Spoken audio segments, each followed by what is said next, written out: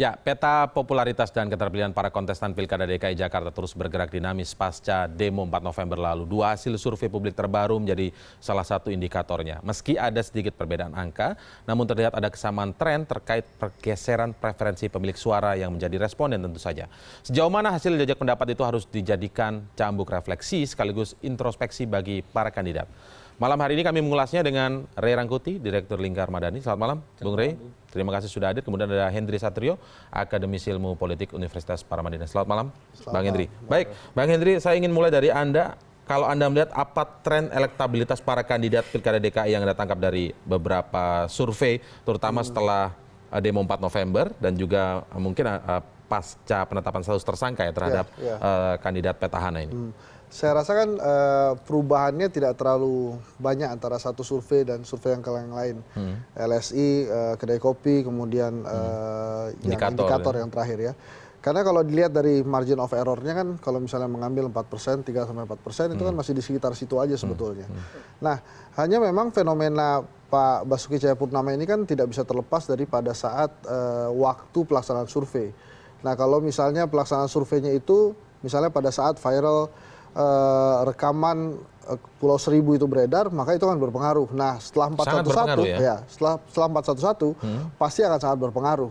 Tapi kan sebetulnya yang menarik ini adalah kemana sebetulnya larinya orang-orang suara-suara yang tadinya memilih Ahok gitu kan.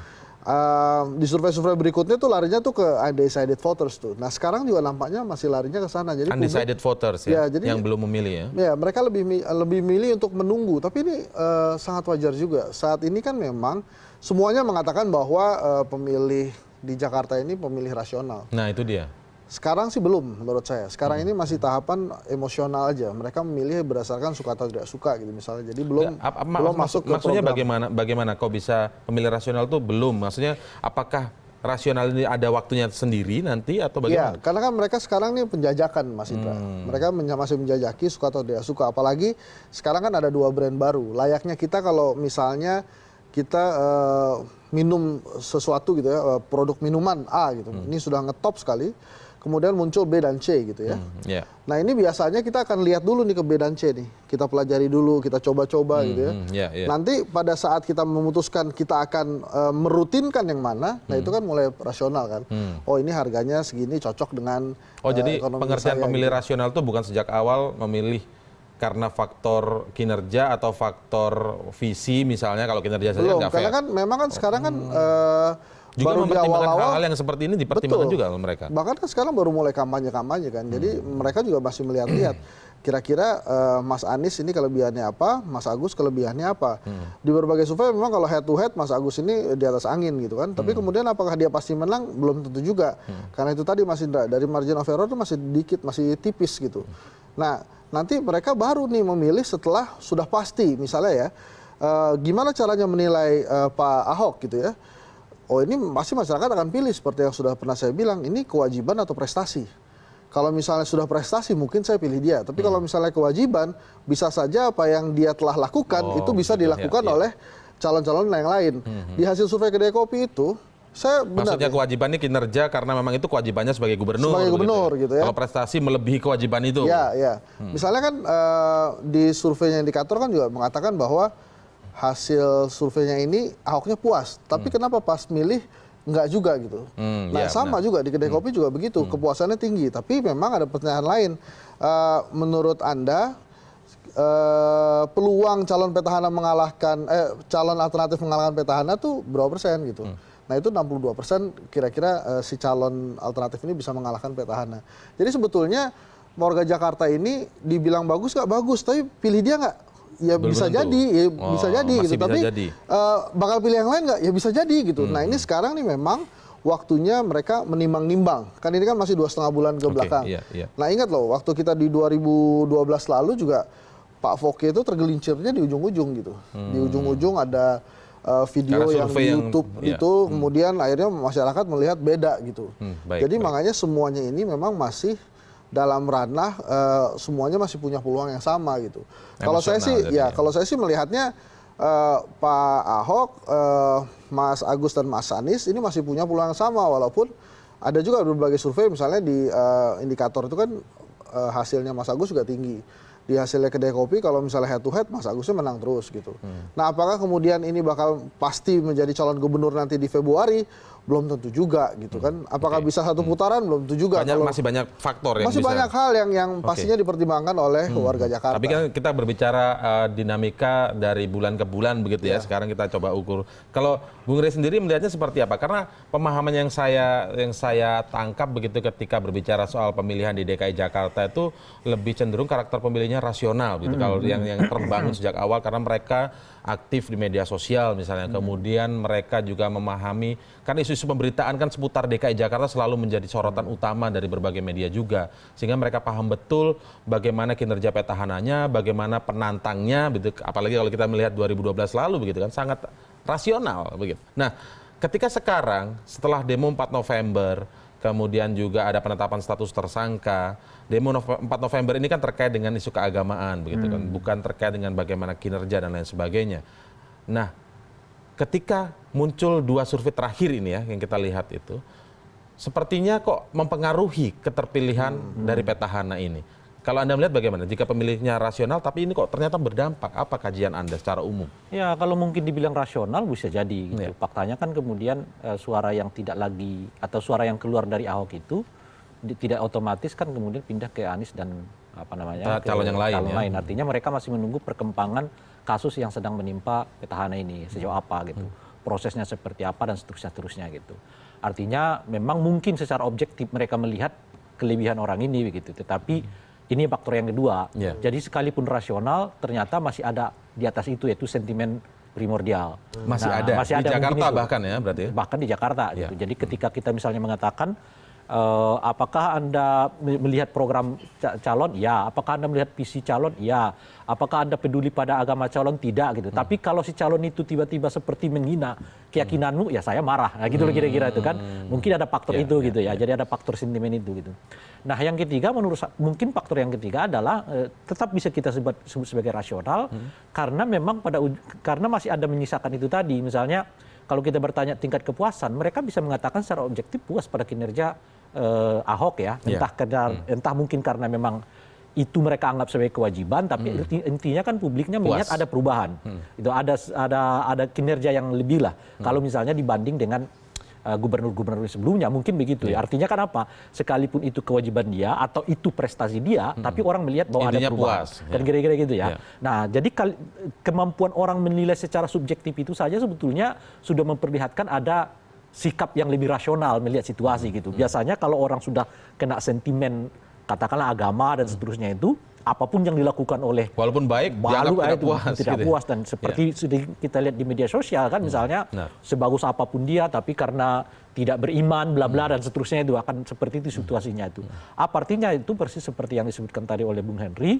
Ini sepertinya posisinya masih 50-50 semua ini gitu. Artinya Ahok sekalipun trennya kelihatan turun ke bawah, tapi karena ia menyisakan tingkat kepuasan di angka di atas 70%, 70%, ya, tadi 70. Kan, terakhir itu gitu, bisa jadi ini kemudian juga akan kembali gitu. Nah, oleh karena itu dugaan saya akan kelihatan nanti pada waktu debat di antara mereka.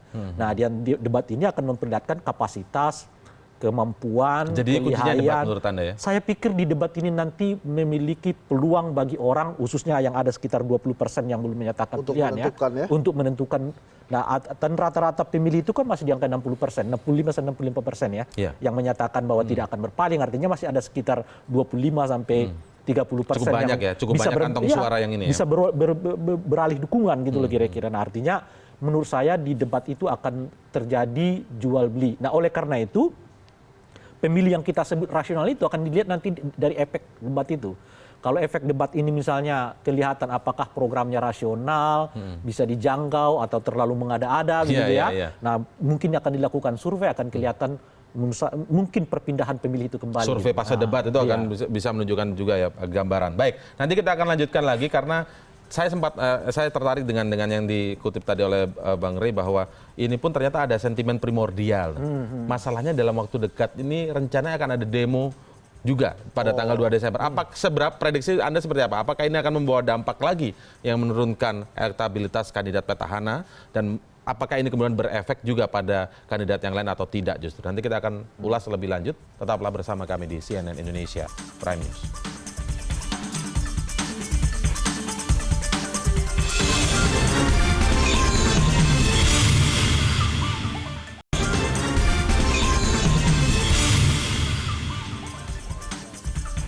Sebelum kita lanjutkan perbincangan mengulas tentang peta popularitas dan juga elektabilitas pasca demo 4 November dan juga demo rencana lanjutannya pada 2 Desember nanti, kita akan ikuti terlebih dahulu mengetahui apakah hasil survei publik ini berbanding lurus dengan kondisi di lapangan, tapi kita lihat bagaimana aktivitas kampanye para kandidat pada hari ini yang akan dilaporkan oleh produser lapangan Nesya Megawati. Selamat malam Nesya. Baik Nesya, apakah Anda melihat perubahan sikap dan gairah publik Jakarta terhadap kampanye para kandidat, khususnya pasangan Ahok Jarot pasca demo 4 November dan juga penetapan tersangka pada Ahok ini dalam aktivitas kampanye pasangan kandidat nomor urut 2 ini?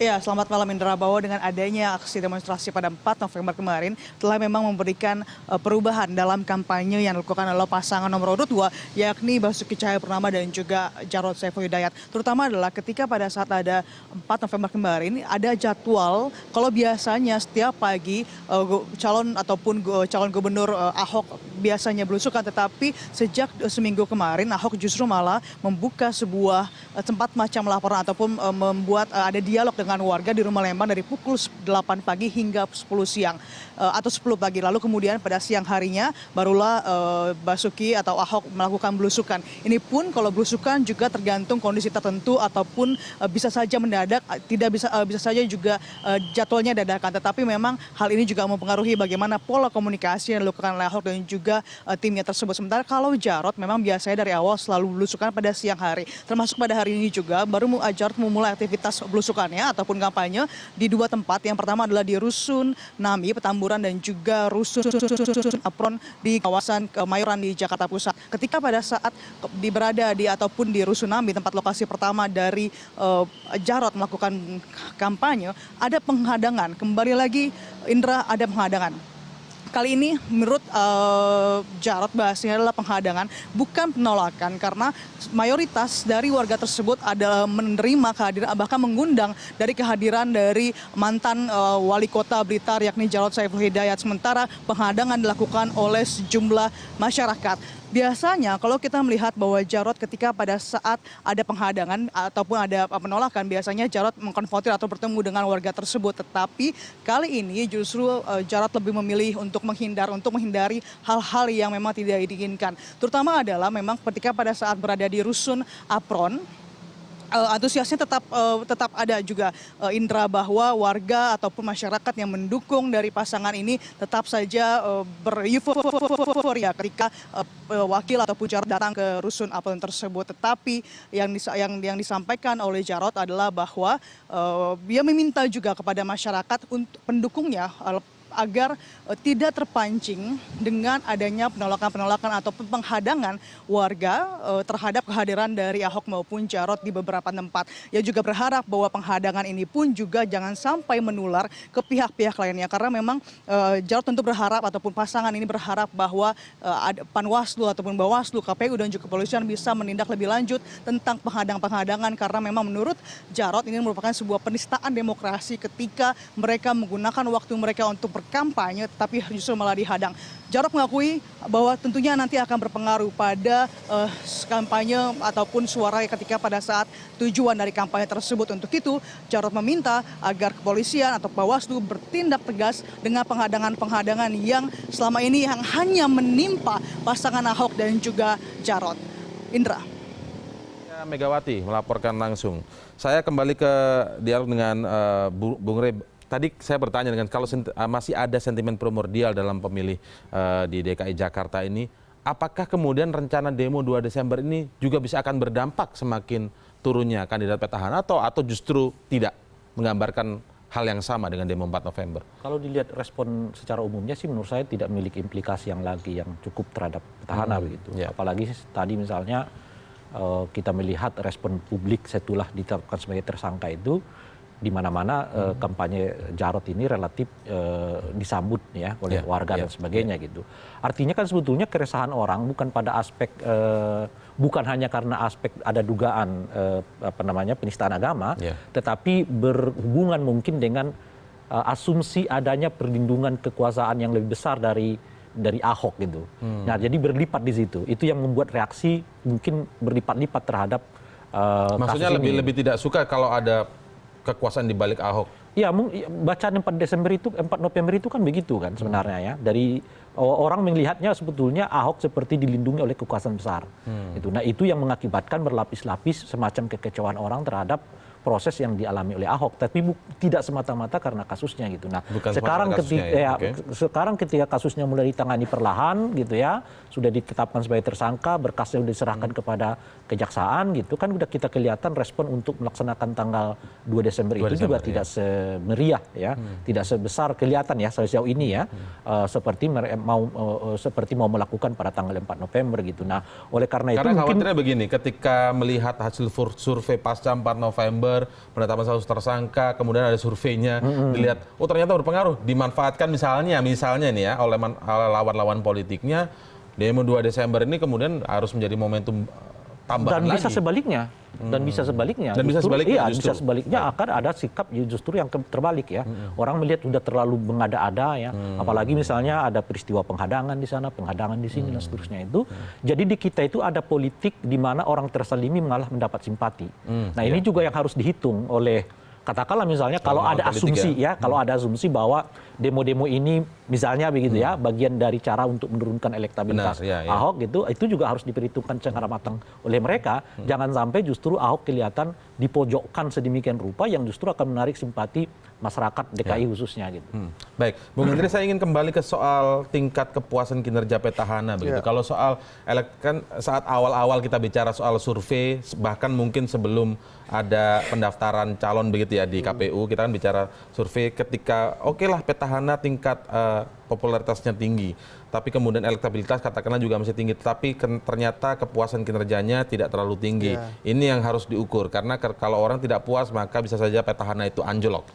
Tapi hal ini kebalikannya sekarang, bahkan ketika sudah ada pencalonan, sudah ada mulai kampanye, publik menilai puas terhadap kinerja petahana, terhadap Ahok terutama begitu ya.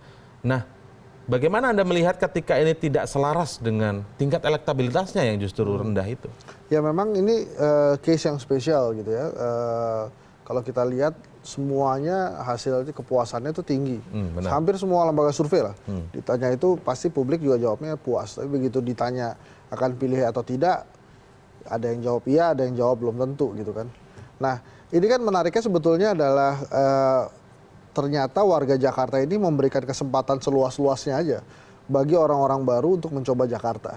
Jadi pada saat disodorkan calon baru, mereka akhirnya menimbang juga mau kemana nih arahnya. Kenapa saya bisa katakan begitu? Sejarahnya di Jakarta itu belum pernah ada incumbent 2 periode selama pilkada langsung dilakukan ya. Nah kemudian kan kalau kita lihat tiga-tiganya ini, 3 pasangan calon, tidak ada satupun yang menang sebagai gubernur.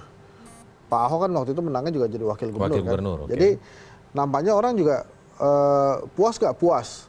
Kemudian kira-kira yang lain bisa menang gak? Ya bisa gitu, coba aja, silahkan aja gitu.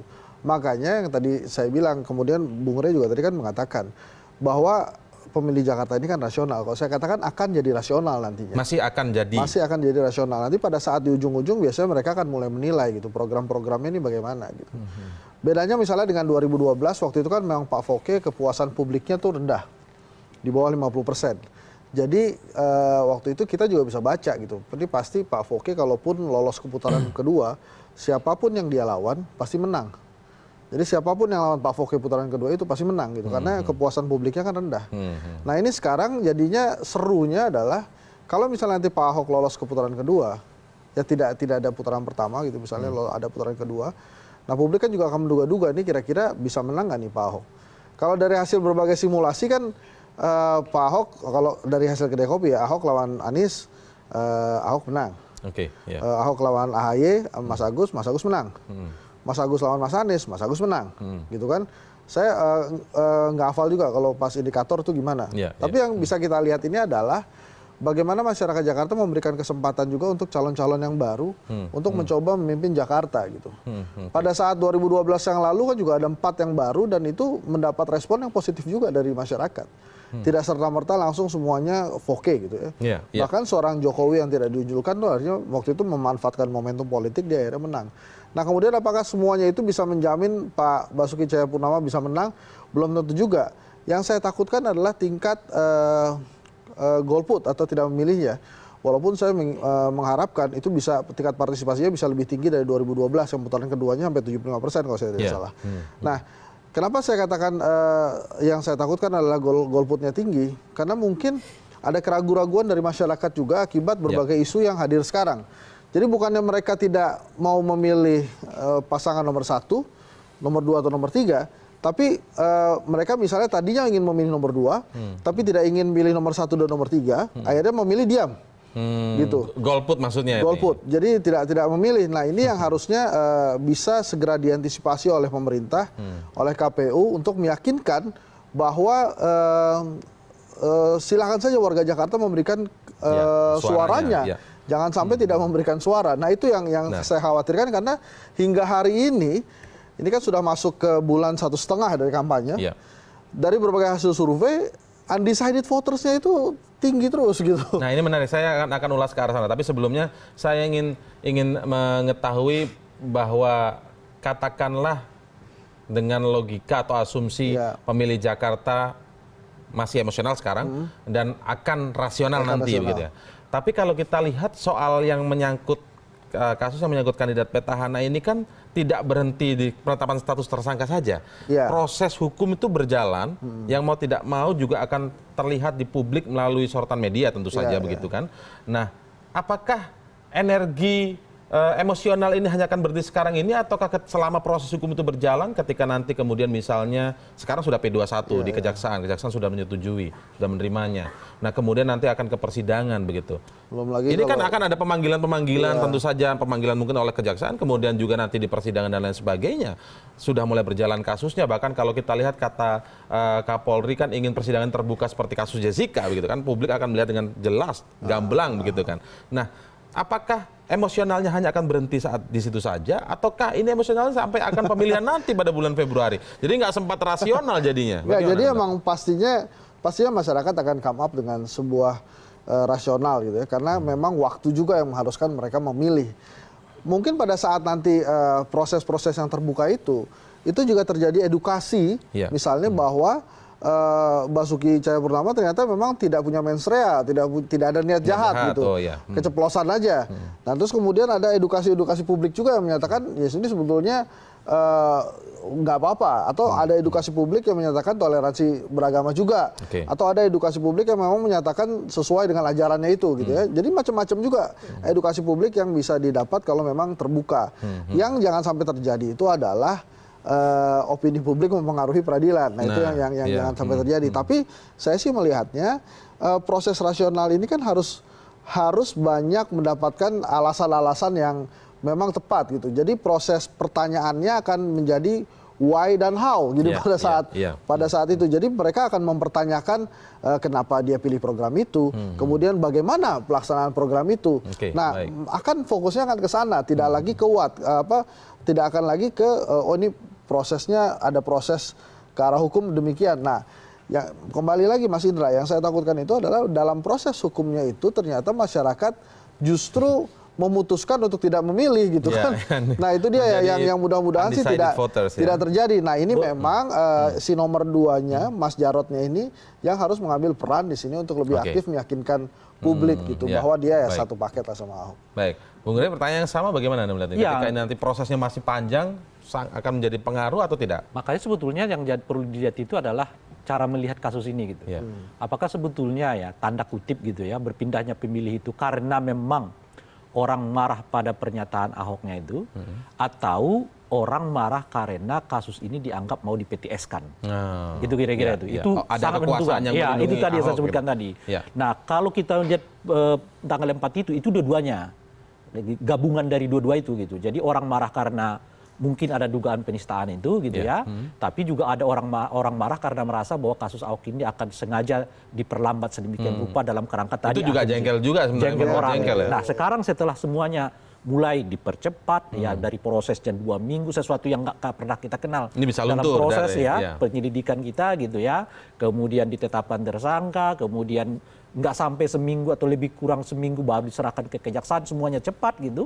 Nanti mungkin di pengadilan juga adu argumen sedemikian rupa. Disebut transparan dan artinya kan persoalan bahwa Ahok itu diduga menista itu mungkin akan itu yang fokus orang, atau orang sudah melihat bahwa sebetulnya nggak ada lagi kekuasaan yang membackup Ahok di sini gitu. Nah, ini sangat menentukan menurut saya pada pada persepsi publik terhadap Ahok pasca itu gitu. Itu satu. Nah, yang kedua tentu saja adalah soal bagaimana orang di lingkungan Ahok sendiri, apakah mungkin ada pernyataan-pernyataan yang akan kembali menyulut emosi publik terhadap Ahok atau tidak gitu. Memang kerumitan kita ya kelihatan sekarang ini di satu segi kalau kita menyebut publik Jakarta itu rasional, memang kelihatan mereka mengapresiasi kinerja dari aspek itu kita menyebut ini rasional gitu. Tapi ketika berhadapan dengan pernyataan-pernyataan yang tidak sesuai dengan kultur kita, itu juga jadi bahan pertimbangan mereka untuk memilih apakah orang mau dipilih atau tidak gitu. Itu memang menjelaskannya itu seperti apa juga. Jadi masih menjadi pertimbangan utama begitu ya? Iya, jadi cara berucap dan seterusnya gitu. Tapi memang ini ya mungkin sedikit agak naik sedikit ya. Memang ini akan jadi perhatian kita mestinya ke depan gitu. Ternyata kalau belajar dari kasus ini, wali kota, bupati, gubernur atau apapun gitu yang berprestasi tidak otomatis mendapat suara yang positif di elektoral itu mungkin akan bisa berdampak pada orang melihat nggak usah deh hebat-hebat jadi bupati, ya kan kira-kira gitu ya. Toh kita hebat juga belum tentu kita dipilih. Nah, sebetulnya hebat dan tutur katanya baik kan itu. Nanti kita lanjutkan lagi karena di segmen selanjutnya saya ingin bertanya-tanya begitu. Ketika ada tren turun dari petahana meskipun kinerjanya diapresiasi dengan nilai kalau menurut indikator politik Indonesia adalah 70%.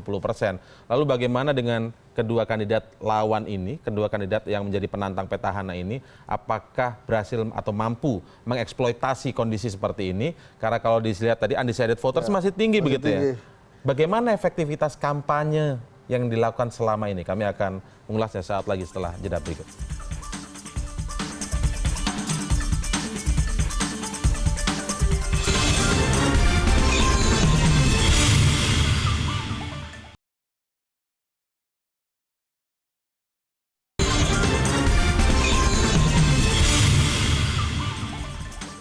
Baik, kita akan coba lihat kalau tadi kita bahas bagaimana tren petahana yang mengalami penurunan meskipun kinerja sebagai petahana diapresiasi, bahkan tingkat kepuasan terhadap petahana ini hampir mencapai 70%. Katakanlah 69% tadi angka tepatnya. Ini sebenarnya angka yang cukup tinggi, di atas 50%. Tetapi mengapa tingkat elektabilitasnya turun? Kalau tadi sudah disinggung soal ada katakanlah masyarakat Jakarta rasional tetapi ternyata juga masih memperhatikan sentimen-sentimen yang primordial tadi. Tapi saya ingin melihat biasanya kondisi yang seperti ini kan pasti akan dimanfaatkan oleh penantangnya, lawan politiknya begitu, kandidat yang lain. Tapi kalau disebut tadi undecided voters masih tinggi, berarti tidak efektif kampanye kedua penantang yang lain. Bagaimana Anda melihat ini? Makanya kan publik Jakarta ini masih lihat-lihat dulu aja. Sekarang kan Mas Agus lagi tinggi, bisa saja sekarang masyarakat ini mulai memperhatikan Agus ini sosok anak muda yang dicitrakan bersih, punya brand Yudhoyono gitu ya. Dan kemudian kan dia setiap kali ke lapangan itu figur keanak mudaannya kan ditonjolkan. Pakai kaos lengan panjang gitu ya, dan kemudian energik, bikin yel-yel gitu. Nah ini kan membuat orang itu filosofinya ingin menunjukkan kemudaan dia kan. Mudanya begitu ya. Mungkin orang juga berpikir wah ini Agus ini bisa jadi itu cukup berpengaruh ya. Yang bersih, karena kalau gitu. dari indikator survei indikator tadi soal karakter ada ganteng segala kan masih paling ganteng tuh kan. Berpenampilan. Nah, terus banyak hal yang menarik sebetulnya. Jadi kalau survei kedai kopi misalnya ya, yang kenapa naik ya itu tadi dicitrakan bersih, kemudian masih muda, punya brand Yudhoyono, dan yang menarik itu ada karisma Nisa Pohan gitu-gitu loh. Jadi memang hal-hal yang masih sifat luaran aja. Dari kepala daerah tidak perlu lewat banget. Ya makanya kan faktor luaran aja. Nah kemudian pada saat penyampaian program kan masyarakat saat ini masih mendengarkan aja. Oh gitu, 1 miliar 1 RW ya? Atau 1 RT itu kemarin dijanjikannya. Oh oke, 1 RW kalau saya tidak salah. Itu masuk nggak sih di masyarakat? Masuk. Dia iya aja gitu, iya aja tahu gitu. Terus kemudian Mas Anies misalnya ya, dengan Mas Andi datang ke sana biasanya kan bicara tentang lapangan kerja gitu ya. Ya orang kan masih dengarkan aja, oh oke, ini KJP mungkin plus, baik KJS juga plus nih, gitu ya. Walaupun kan orang juga bingung juga kadang-kadang mendengarkan penjelasan Mas Anies kan juga nggak mudah. Nah ini dia memang lagi coba untuk meringankan ini gitu. Nah kemudian tiba-tiba Mas Andi bilang bila kami terpilih reklamasi berhenti gitu kan. Ya untuk orang yang mengerti reklamasi wah tepuk tangan gitu kan. Tapi kalau untuk yang nggak ngerti kan ini maksudnya gimana gitu. Jadi memang masih sangat-sangat menilai awal nih. Dan kalau memang mereka mau mengambil suara undecided voters ini kan ternyata kalau dari berbagai survei jadi antitesisnya Ahok juga nggak pas-pas banget gitu. Nggak terlalu ngejual juga karena memang masyarakat inginnya seorang gubernur Jakarta memang tegas juga gitu. Jadi nggak baik-baik amat. Oh gitu. jadi nggak semudah itu ya ketika Ahok misalnya kondisinya sedang turun kemudian masyarakat mencari antitesis tidak seperti itu juga begitu. Ini berbeda dengan pemilu-pemilu lain ya. Betul. Ini tidak berpengaruh. Nah, ini menariknya demikian gitu. Nah, kemudian kan masing-masing sekarang mencoba untuk menampilkan siapa dirinya gitu ya. Yang menarik lagi misalnya dari Ibu Silvi gitu. Ibu Silvi kan udah lama nih di Jakarta. Kemudian dia berusaha satu-satunya calon perempuan yang ada di situ, kemudian satu-satunya yang Betawi kalau saya tidak salah, dia mencoba untuk memenangkan hati warga. Nah kemudian apakah kemudian otomatis mereka akan dipilih? Saya sih ngeliatnya belum tentu juga. Ini kan seperti selebritis yang masuk ke kampung-kampung kan. Ya orang sih happy-happy aja. Semuanya juga pasti minta selfie juga, mengajak salaman juga, yang ngobrol juga. Tapi belum tentu memilih. Belum tentu pilih juga. Pilihan itu kan nanti pas ya itulah kesempatan kita sebagai warga negara. Manfaatkanlah 5 jam waktu kita ditunggu partisipasi terhadap bangsa ini kan. Habis itu ya nggak tahu juga. Tapi ya mudah-mudahan saja nanti memang pada saat memilih orang-orang benar memilih. Tapi benar Mas Indra, mereka semua pasti akan sangat menunggu. Ini apa sih bedanya sama Pak Ahok ya? Terutama misalnya ya. Kalau nggak menemukan bedanya akhirnya udah. Nggak misalnya begini, saya sih to the point aja misalnya. Pasukan Orange gitu kan. Pasukan Orange kan sejahtera sekali di masanya Pak Ahok. Tapi belum ada satupun kandidat selain Ahok Jarot yang mau touch pasukan Orange gitu. Nggak ada misalnya ngomong nanti pasukan Orange jangan khawatir.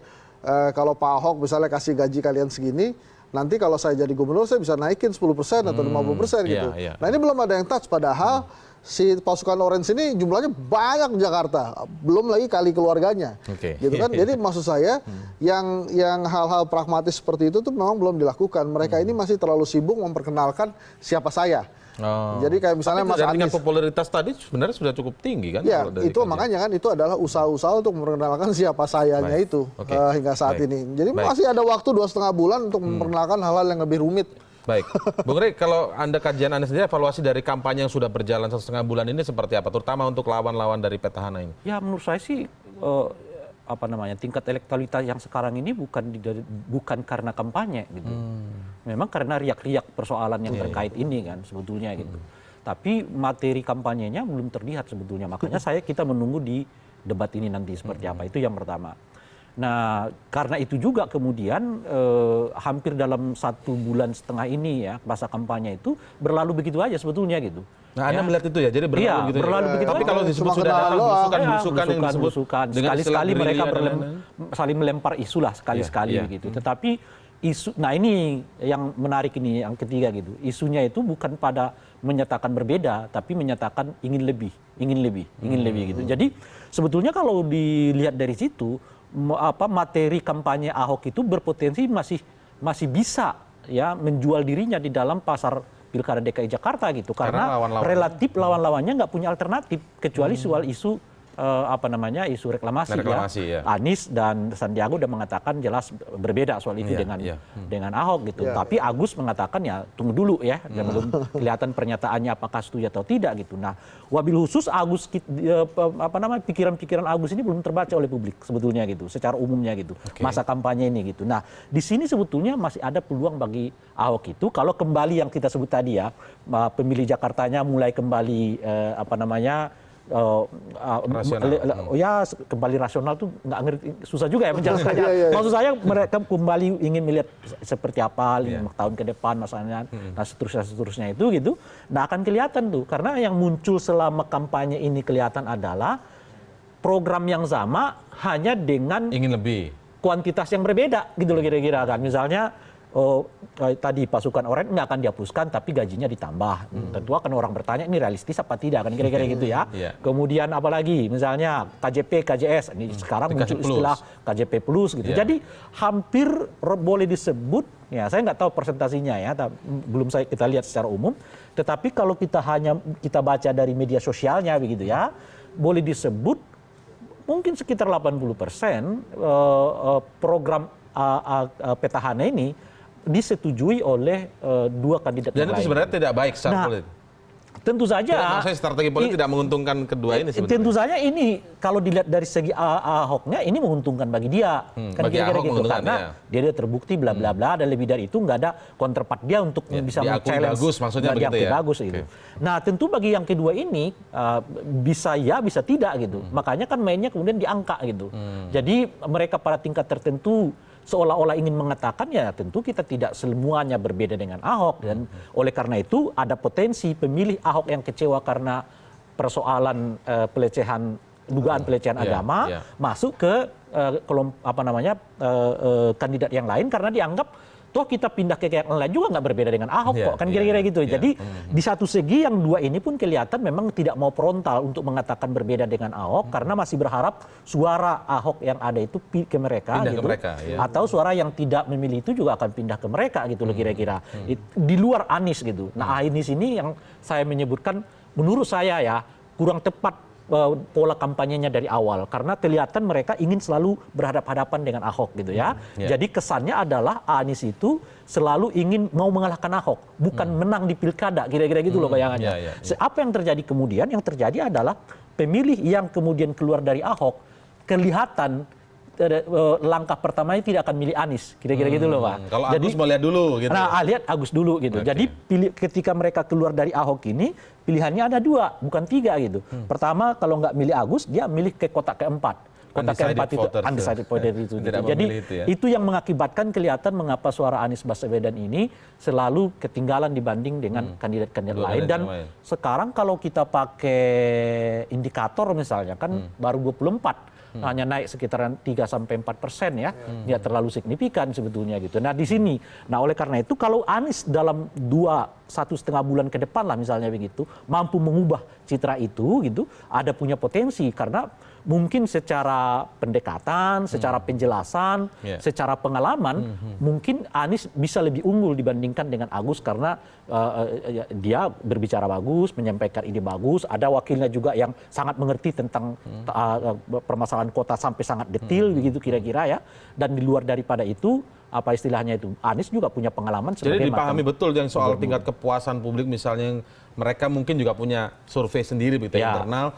Ternyata kepuasan publik terhadap kandidat petahana ini tinggi. Nah, mereka mungkin tidak berani kemudian untuk kemudian berhadap frontal. Artinya kan tinggi itu kan artinya mengatakan bahwa apa yang dilakukan oleh petahana sebetulnya bagus, diapresiasi oleh publik gitu. Nah, kalau kita mau di luar itu apalagi kan kira-kira gitu ya. Nah, yang jangan-jangan kalau malah lebih dari itu orang melihatnya mengada-ada aja nih. Kan kira-kira gitu ya, nggak realistis nih dan seterusnya. Misalnya saya naikkan gajinya 2 kali lipat tuh pasukan Orange. Ya lihat dulu APBD-nya dong kan kira-kira gitu. Kalau itu masih cukup. Misalnya seperti itu. Tinggi banget. Tapi begitulah kondisinya, Mbak. Tapi sebetulnya kalau dua pasang kandidat ini mau tiru Ahok, itu ada satu hal yang bisa ditiru dari Ahok, kampanyenya Ahok dan tidak menyalahi. Apa? Karena Pak Ahok ini kan sering sekali bilang, saya akan meneruskan program-program Pak Jokowi. Gitu. Jadi emang kan kita mesti ingat waktu itu gubernurnya ini Jokowi, kemudian Pak Jokowi jadi presiden, Ahok nerusin aja. Nah, Ahok di berbagai kampanye itu bilang gitu terus, saya akan meneruskan program-program Pak Jokowi. Nah, dipakai aja itu sama kedua kandidat itu. Boleh-boleh aja bahwa saya akan melanjutkan program Pak Jokowi yang menjadi presiden, tapi mesti dipertegas gitu sehingga kalau hanya bicara saya akan lanjutkan program-program yang bagus dari gubernur sebelumnya, itu memang nggak usah ganti gubernur. Tapi kalau jelaskan aja saya akan melanjutkan program-program Jokowi karena Jokowinya ini sendiri brand yang bagus, bisa jadi orang ini aja nih orang yang melanjutkan program Jokowi yang ini gitu kan. Jadi bisa diteruskan juga Mas Indra. Ya, baik. Sekarang kan kalau kita lihat waktunya kan pemilihan Februari kurang lebih masih ada 3 bulan lagi begitu ya. Nah, 3 bulan lagi, 3 bulan kurang lah ya. Nah, dari sisi Ahok sebagai petahana, apakah dengan kondisi saat ini masih bisa bouncing begitu, angkanya akan melenting lagi, rebound begitu, ataukah ini sudah terkunci di sini karena kalau kembali ke pertanyaan sebelumnya, proses hukum yang dibuat akan terbuka dan transparannya akan bisa menjadi tontonan publik terus begitu sampai mungkin ya pada bulan pemilihan nanti. Ini sih akan besar sekali kemungkinan Pak Ahok rebound karena sudah jadi rahasia umum juga istana kan dukungannya kan ke Pak Ahok gitu. Jadi kalau nanti misalnya sudah mereda, isu ini kan ada masa capeknya juga Mas Indra kan. Bila pada saat sudah mereda, sudah cooling down, ini adalah saat yang tepat untuk rebound. Reboundnya dari mana? Ya itu tadi menjual popularitas dari Jokowi. Dan lagi yang akan sangat membantu Ahok untuk rebound ini adalah bila tadi Bang Rey tadi katakan, kenapa harus menjual popularitas dari Jokowi? Nggak, karena itu yang paling mudah untuk rebound gitu. Karena yang menjadi fenomena darlingnya hingga saat ini kecintaan masyarakat itu masih ke Pak Jokowi, bukan ke Ahok loh, ini ke Pak Jokowi. Jangan-jangan memang saya melihatnya yang menyukai Ahok ini sebagian besar karena dia suka sama Jokowi gitu. Dan Ahok masih punya kaitan dengan... makanya punya kaitan yang lain-lain. Jadi akhirnya memang ya mudah-mudahan ya lah Pak Jokowi ngelindungin Ahok gitu kan. Nah pertanyaan-pertanyaan itu ditambah lagi nih kalau kita bicara faktor reboundnya Ahok, kalau dua pasangannya itu tadi tetap seperti ini. Kampanyenya begitu-gitu aja, dateng ada musik, tepok-tepok, ada yel-yel, terus kemudian program-programnya juga nggak terlalu masyarakat ngerti gitu ya.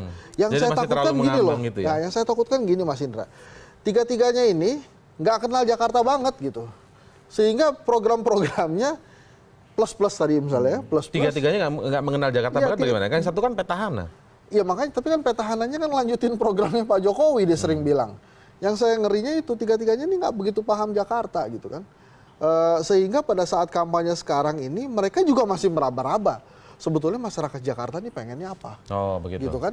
Jadi kalau dalam hasil survei misalnya tapi kan ada tim pemenangan dan lain sebagainya. Nah itu dia, makanya kan pasti kan mereka lakukan survei juga. Sebetulnya yang dibutuhkan oleh masyarakat Jakarta apa? Macet bukan jadi hal yang utama gitu kan. Ekonomi, penurunan harga barang sama lapangan kerja itu jadi hal yang penting gitu kan. Nah tapi kemudian apakah itu membuat mereka menjadi terpilih dengan mudah? Nggak juga. Apakah mereka mau tiru caranya Pak Jokowi waktu 2012?